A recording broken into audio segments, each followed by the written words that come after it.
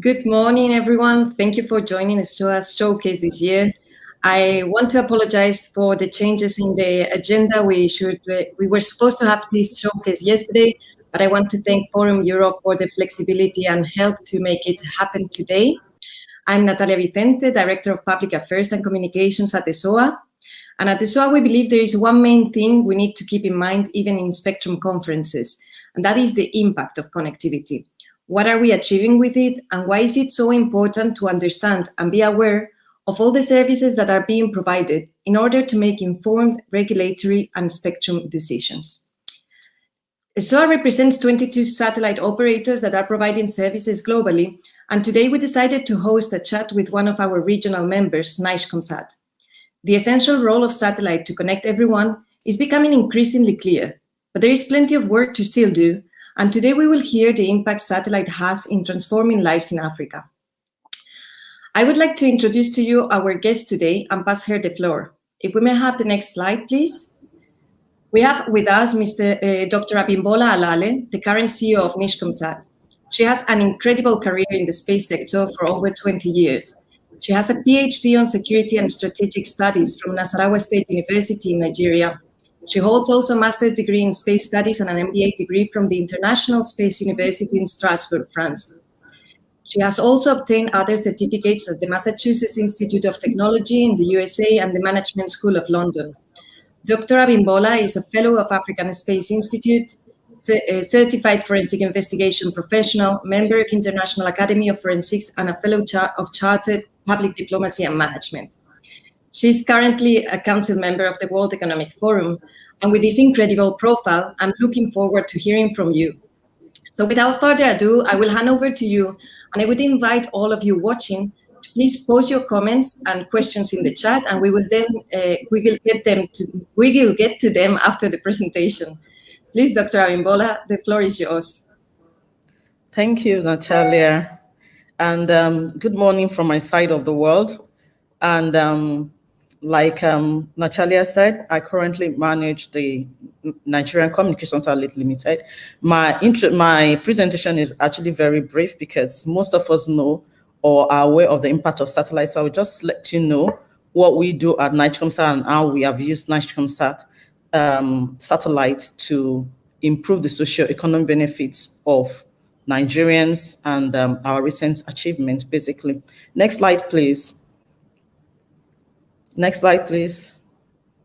Well, Nigcomsat, that's Nigerian Communications Satellite Limited, was incorporated in 2006, and I'm proud to say is the first Sub-Saharan African commercial communication satellite company.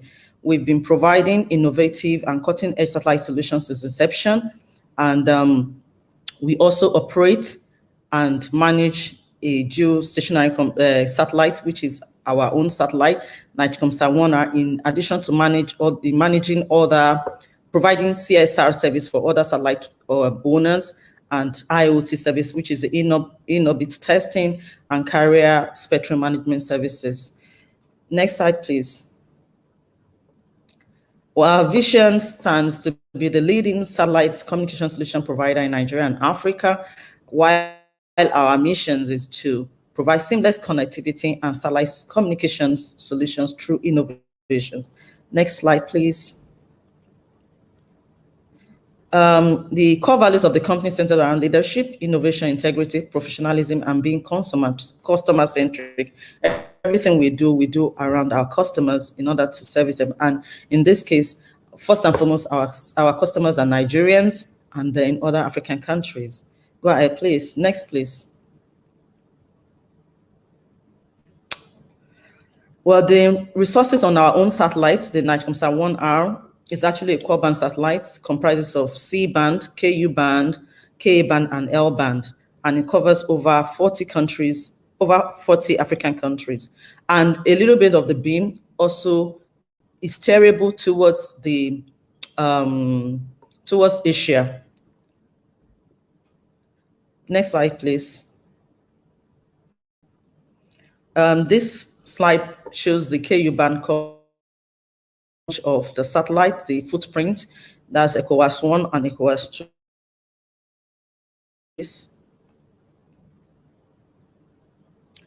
Next slide, please. Then we have the C-band, which is basically covers all around West Africa to Central and East Africa and down into the ocean, Atlantic Ocean, in order to support the oil and gas industries around Nigeria. Then we have the L-band, which is a global beam, which is currently supporting aviation sector in Africa. Next, please. And this is our K-band coverage. There are three spot beams in Europe, Nigeria, and Southern Africa. Next, please. Next, please. Well, majorly our business centers around transponder leasing, broadband services, which we provide mobility and internet services with the broadband services. And then, of course, we provide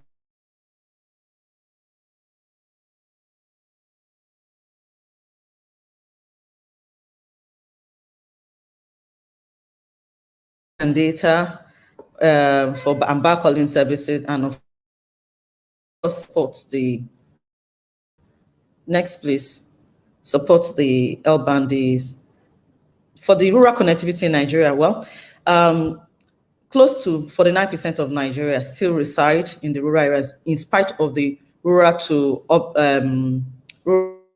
urban migration, because everybody wants better life. And one of the reasons that people move to the urban areas is because they want to have access to broadband services, to many services, and be able to enjoy what those who reside in the urban areas reside. And one of the key elements that actually connects people right now, of course, is broadband. So, of course, Nigeria actually put a very high level of a lot of focus on having a broadband plan for Nigeria in order to keep the population density, stabilized, not to have overpopulated urban areas. And government has actually had this in mind since the year 2000, early 2000, when we have the international business solution in forms of VSATs. It's over 2,000 VSATs, and 5,000 VSATs were installed by the federal government in different rural areas back in the days. And when Nigcomsat came, he rated some of those projects, and we keep moving on. Next, please. And of course, what are the barriers to rural connectivity that Nigcomsat is trying to break in through the national broadband plan that was drawn by our ministry? Because we recently have a national broadband plan which is running from 2020 to 2025, and on that we've noted that at least 10% of the land coverage in Nigeria will remain unconnected if satellite does not come in to play its role.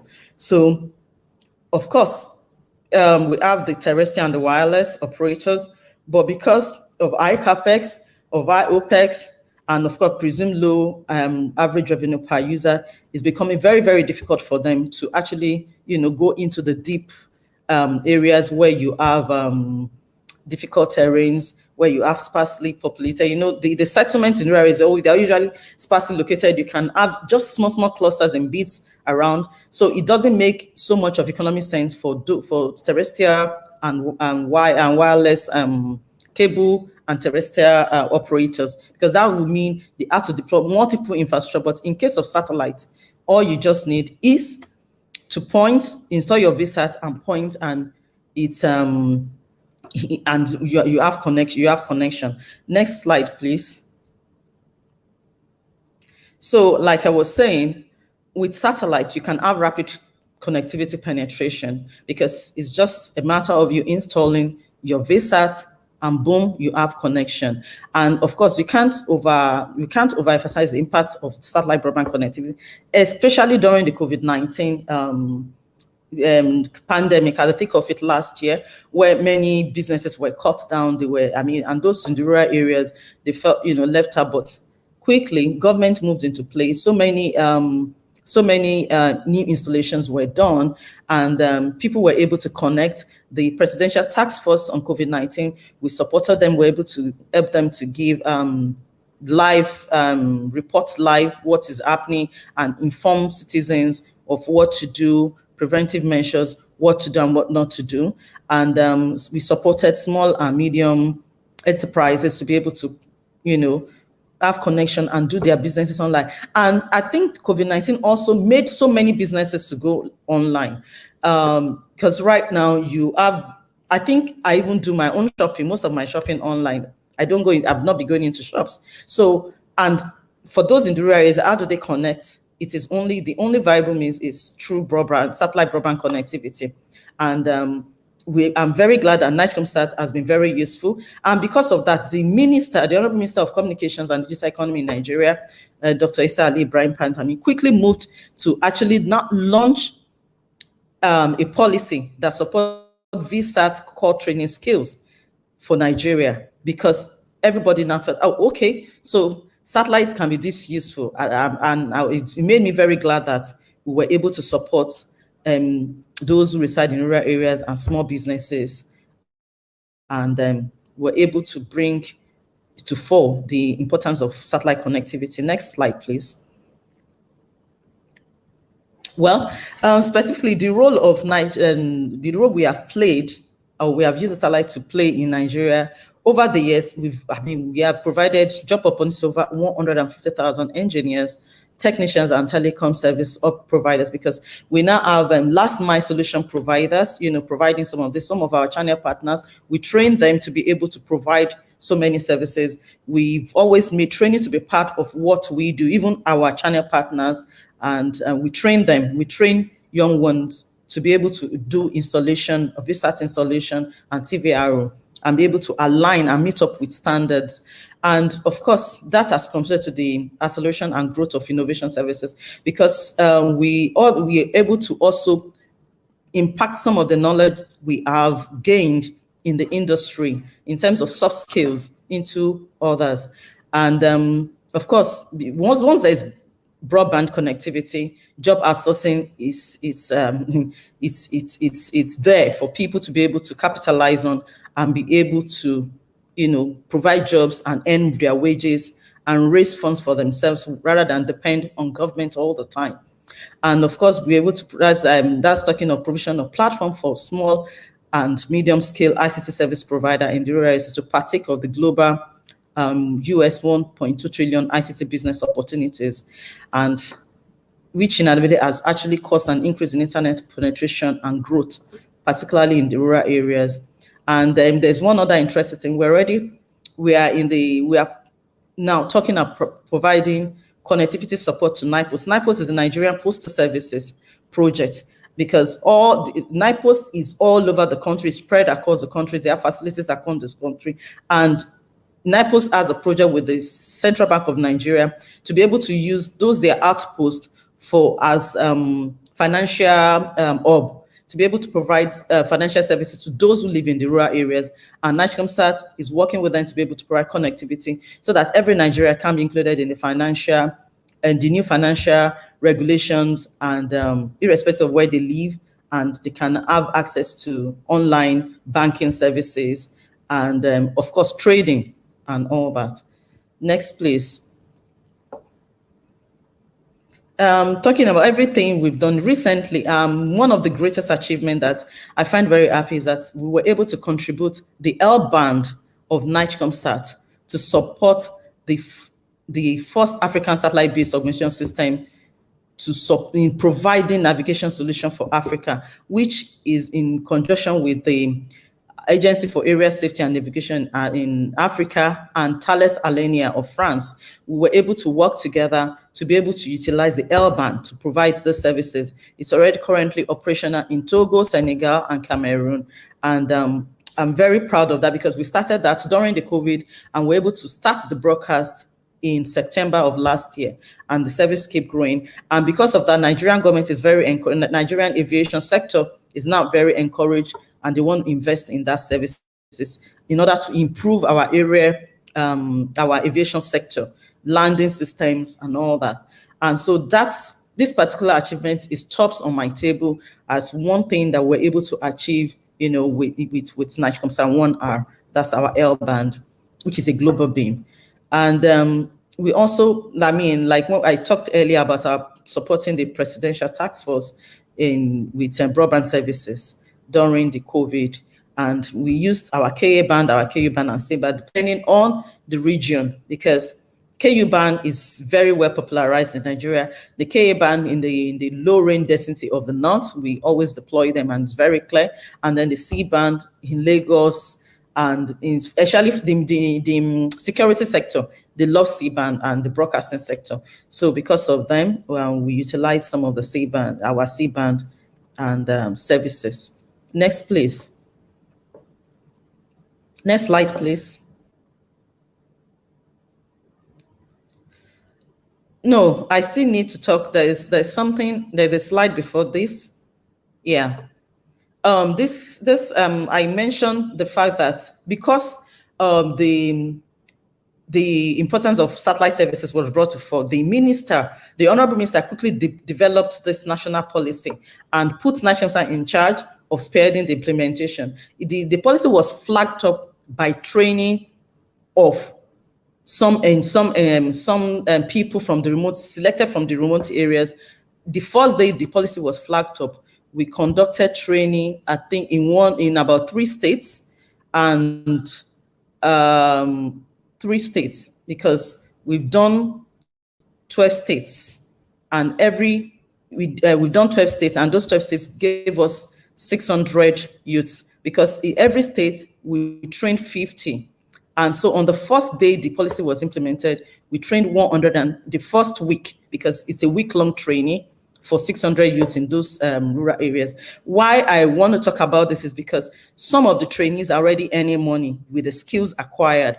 They're already self-employed, they're already self-engaged, and we also have a database of some of them enrolled, and we're passing them the list on to our channel partners to be able to use to work with these people that were trained so that they can actually assist them in installing visa, because now we have a mandate in the National Broadband Plan to deploy 3,000 visas as quickly as possible. We're working on it, and of course we need manpower because we have to build our value chain system. This skill and this skill is very, very, very needed right now, because we must make sure that standards are met. And it is during this training that we pass on this information to those who have been trained. And what I'm happy about is the fact that many of them are now self-employed. And this is what, because this is very, very, very, very good news for Nigeria, because everybody could keep talking about youth unemployment. But with this kind of scheme, government has provided through satellite, some job intervention and skills for our youth. And that's based on that, we keep contributing our own quota towards digital economy development in Nigeria, because Nigeria is on the path of being of digitalizing its entire processes and having its economy adequately digital, because the ICT sector contributed the greatest percentage to GDP last year and the first quarter of this year. So, and Nigcomsat is a very key infrastructure to support this game, and we can't but play our own role while others are playing. So satellite is very key into achieving a digital economy in Nigeria. And of course, I talked of we also have the telemedicine platform in order to support those health delivery, because with this pandemic now, everybody is now seeing the importance of telemedicine. And I think several, even private sector, they are beginning to invest in this sector of in this telemedicine services now. And of course, satellite is very key to delivering the services via the KU and C-band. And of course, and then we have our oil and gas sector, because different services keep coming. I told you how we are how we are a little bit into the ocean. So some of our channel partners provide key services to the oil and gas sector. And even when they are exploring new areas, we are always there to give them first-hand broadband services, which is very reliable, and they transmit live. And these are things that we've done in the past, in recent times. And I'm very glad to say that the satellite is very, very useful to so many of the sectors. Next slide, please, which is the final slide.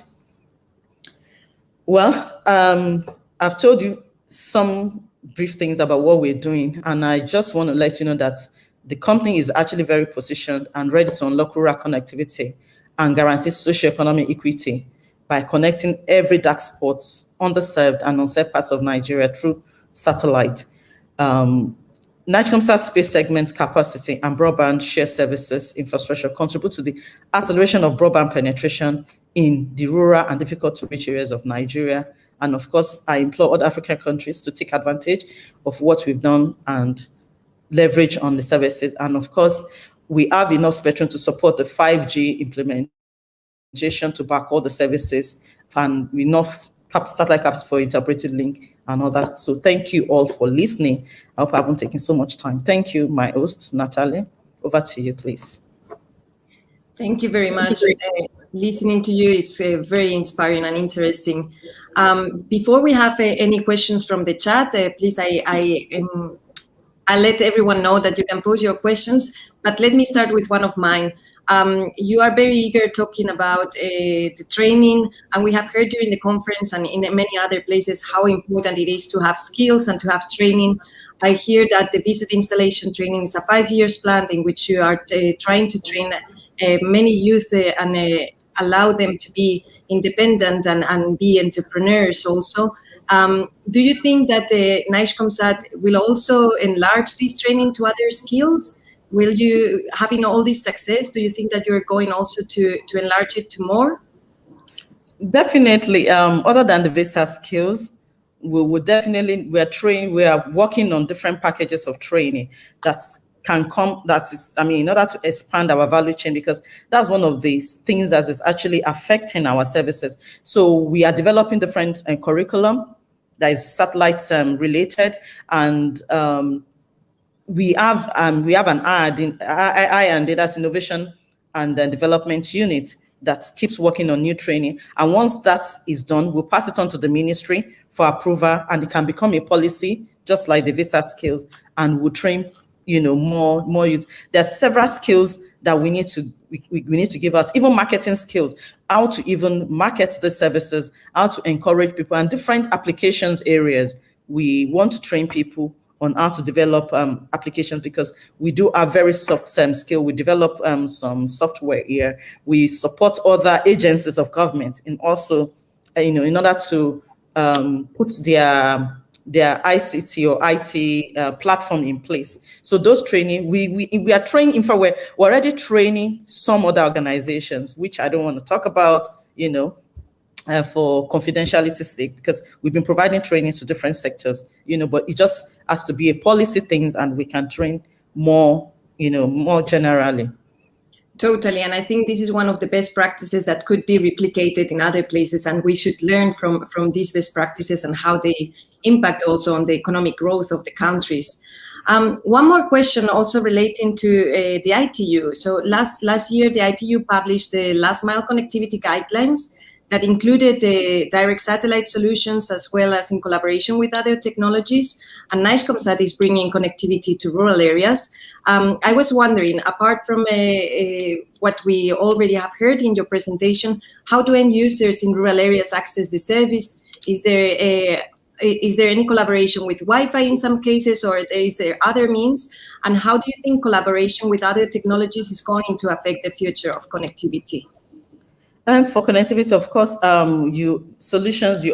have to use because we are upstream. Nigcomsat is staying upstream, and we want to encourage diverse sector to come into our value chain system. So we use last mile service providers but we work with them. We stay at the back end. We teach them what to do. We line their services up. So definitely we work with them last mile to provide the services. And of course, the end user now use some pointing device on Wi-Fi to access the service. So, and then of course, collaboration is always something that we know that is going to strengthen future connectivity, because it's going to give way to facilities and resource sharing. So collaboration is key. And of course, we work with last mile solution provider on how to deploy satellite services, and then using all those Wi-Fi links for the end users to connect to satellite services.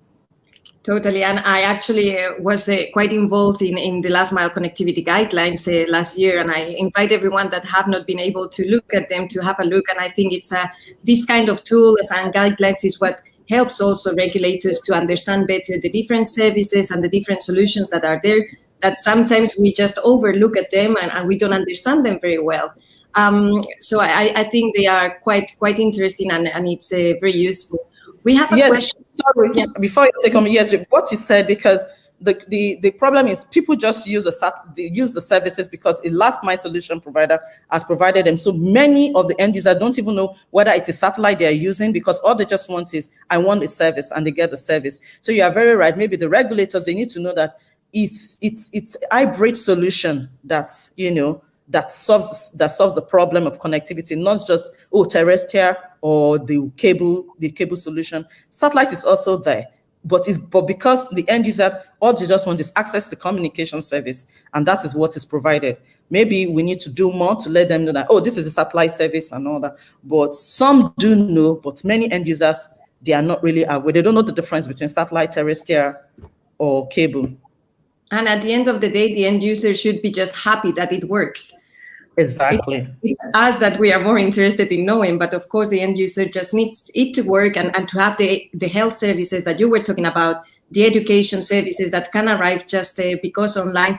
And as you were saying, many online businesses that, especially during the COVID times, it's the only way that they have had to flourish. And in Africa, I know that online businesses and entrepreneurs are taking the market because they are good on it. They are very entrepreneurial in that sense, and it's working very well. So I think satellite can play an important role, as you are saying, on providing those opportunities, not only for the urban areas, but also for people in the rural areas. Yes. So if I may bring one of the questions that we have from the audience, it's from Lyndon Petzer, and it says, if I understood correctly, you deploy C-band in Lagos area, and he's asking if you have experienced any terrestrial and FSS interference, and if so, how have you mitigated the interference? Yeah, I just replied, Lyndon. We haven't really been because we do a lot of coordination.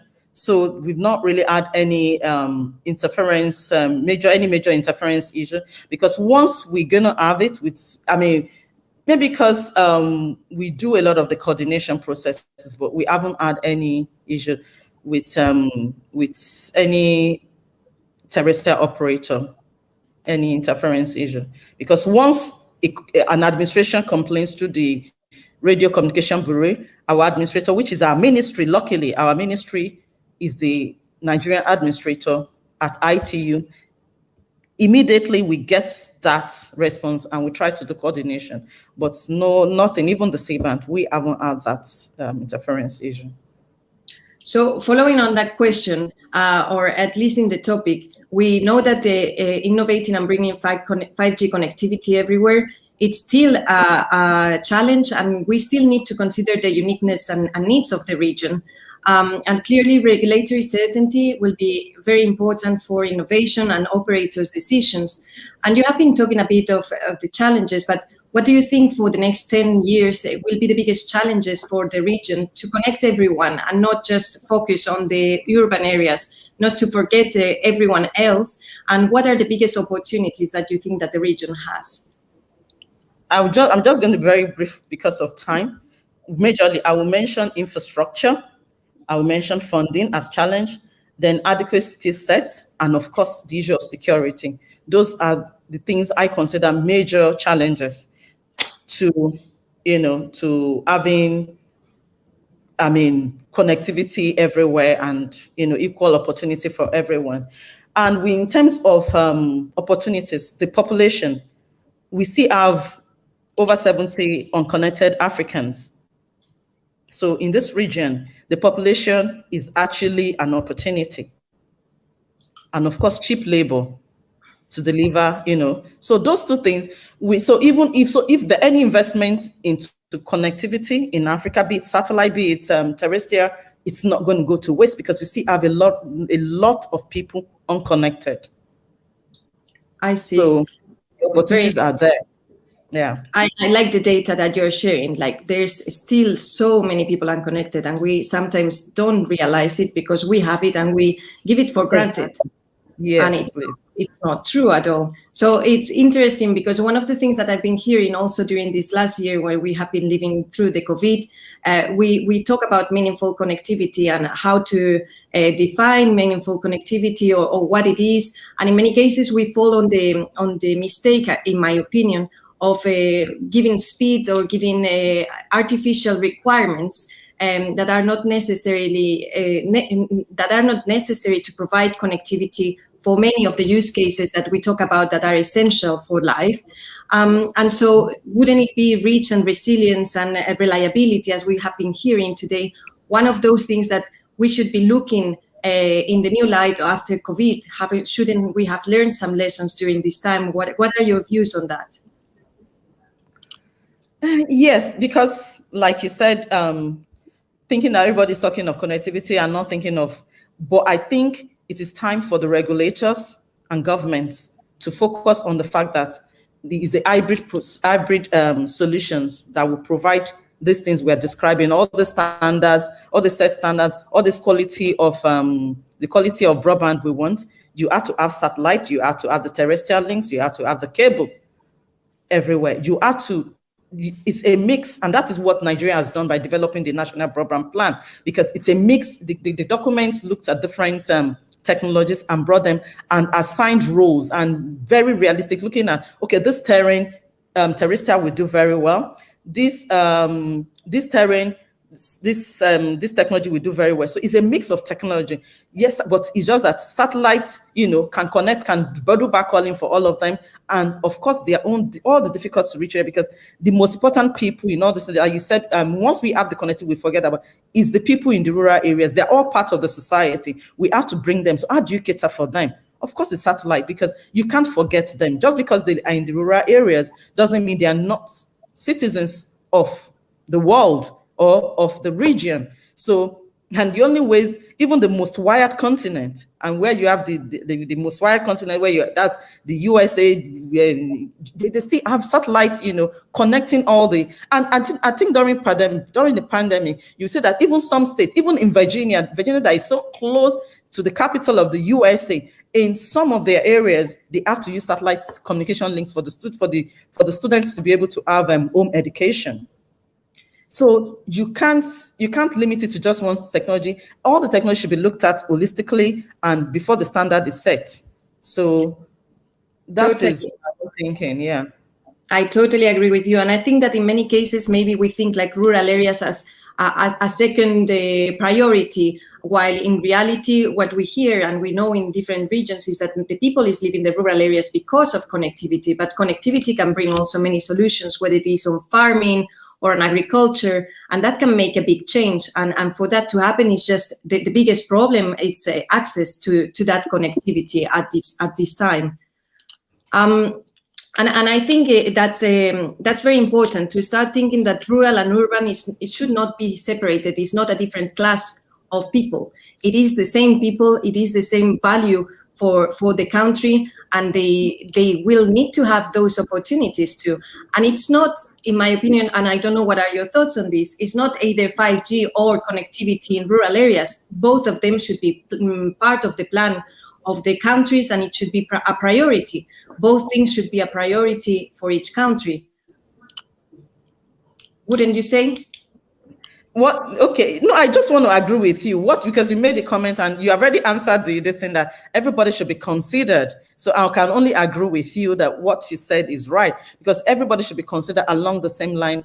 And the only way is like what I gave you, the example of our national broadband plan in Nigeria, that everybody is looked at and a target time is given that by 2025, at least, if not 90% of Nigeria should be connected and be able to have broadband. So be it satellite. So we have our roles. We have roles for satellite clearly marked. All the dark spots, satellite is going to cover those areas. And the target is realistic. You roll out this at this time. You keep moving, because yes, the people who live in rural areas, they may not have the resources, to pay for these things, but government must come in and do provide some intervention in order to connect them. I mean, it's something that I think the model of Nigeria many African countries should look at it.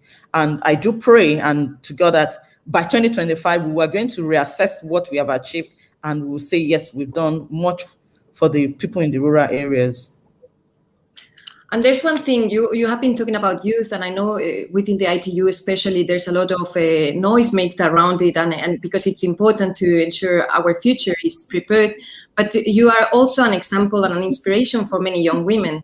How is connectivity impact the new generations, and especially the girls that want to be in ICT or any other sector, and how is Nigcomsat contributing to it? Well, first and foremost, connectivity is the bloodline or is the lifeline of today's global economies. Connectivity, without connectivity, you don't have the access to the right information. So with connectivity, youth, men, women, girls, everybody, you have access. You're able, with broadband, you're able to have access to the right information that you can use to better your, to improve yourself, to be able to be an entrepreneur. So what Nigcomsat is doing is to make sure that when it comes to women, because everybody's talking about gender balance, we have paid, specific attentions to women also in Nigcomsat. We go along with women in aerospace, Nigeria, to provide different competitions to young women, young girls. Girls in ICT Day is being celebrated annually by Nigcomsat, and a lot of pep talks and career talks we give to young ones in order to generate interest in the space sector, for them to be able to say, I want to study something that, because we don't want to have like a death in supply chain of intellects, to our sector. So we give them a lot of pep talks. We talk to them about the values that satellites and space bring to human development, to where we are today. So we contribute to a lot of competitions that encourage the young ones and women, especially because I'm a woman. I'm very passionate about encouraging girl child and women in this business. And of course, the first thing is to provide them with connectivity. Nigcomsat is doing that. That's why in the rural areas, they tell you some of the broadcasts, the tele-education broadcasts, some of the states, we tell them how to use it, the state government, how they can make sure that equal educational materials reach everybody, regardless of where they reside. And that is one thing that satellite can do. You broadcast the same content. So it's not about what I got in this city but if it's a curriculum, it can be broadcasted over satellite. We're educating people about that governments, state governments, especially those in the rural areas, they need to, use satellites to broadcast, and educate, because education is very key. And one of that is information. So we contribute our quota to that. Totally. I always like when we talk about broadcast, sometimes people think of entertainment only. No. Education is key. Precisely. I always like that change in the thought that it's not just about a football match, but it's access to education, access to information. Yeah. And it brings democracy and it brings knowledge. Yes, they're able to participate in government. They're able to know what is going on in the central and, make their own, I think a lot of, and because of the youth these days, they live on social media. And that is where they do their own democracy participation. They say what they feel and government gets feedback. And the only way you can actually get everybody involved is through connectivity. So, I'm very glad that Nigcomsat is an asset to Nigeria, a great asset and not a liability. Totally. We have a comment in the chat that you have seen. I don't know if you want to say something to the floor. The comment is from from Cameroon, if I'm not wrong, and it says, "Hello, thank you very much for sharing your experience. We have almost similar cases as Nigeria and Cameroon. The propagation models will surely give the same results since the environment is the same. The techniques you use are also useful for us." And it's from Mr. Yes, I've responded to him. Thank you. I'm responding to chats. So I see. You are doing everything at the same time. This is amazing. That's what women do. We multitask. Yeah, exactly. We do that also. So yeah. I don't know if you have anything else to do or else to say. I'm sorry. I don't see any questions coming in the chat. I don't know if anyone else has some question. Well, I think what I would just like to say is that for me, the regulators needs to to see and realize that the equation of satellites in the role of satellites in the equation of connectivity, because ITU is focused on broadband, provide broadband, but the regulators in different nations are responsible for designing how these things are done. But what I would want to see is for national regulators to recognize more and more the role that satellite plays in achieving a seamless connectivity for their citizens, and not overlook it, and not just see satellites as one very big project that is very far and beyond what is achievable. You can't do away with satellites in the scheme of things. And so regulators, the other regulators of different nations recognize this and give satellites its own play and accord it its own, and make more regulations or support the policies of government that they should support policies, satellite policies. I think it would be good. My own talk is for the regulators to actually appreciate the role of satellites in the scheme of things. I cannot agree more with that. We are almost at our last minutes, and as I don't see any more questions coming, but I would like to say that for me this has been a very interesting conversation. And as I was saying before, I mean, every time that I hear the members of ESOA and other partners talking about what they are doing, talking about the impact that they are having in their countries and in the different people, I find it inspirational. And for me, it's very clear that this year, especially after the pandemic, when we cannot see each other, when we are all behind the screen, it means that connectivity is key, and it's a pivotal year for the decisions, and we should avoid losing out. And so I joined you on your call for the regulators, but we need to have policy and regulatory frameworks that reset and view the impact and potential of the technologies, and to protect them, to make them flourish, and so that everyone can contribute to pursuing all those connectivity and 5G targets that I think we all want to achieve together. Yeah. And so with this, I would like to thank you very much for sharing your knowledge with us today, and I invite all the participants to follow ESOA on Twitter, LinkedIn, and YouTube to get all the latest news. And I would like to thank you all for attending the showcase. Thank you very much. Thank you, Natalia, for inviting us. My appreciations to ESOA for bringing Nigcomsat to the fore. And thank you, viewers and listeners. And hope to hear more from you in the future, and more collaboration as ESOA preaches, more collaboration on the part of operators. So thank you all. You have a nice day. Thank you.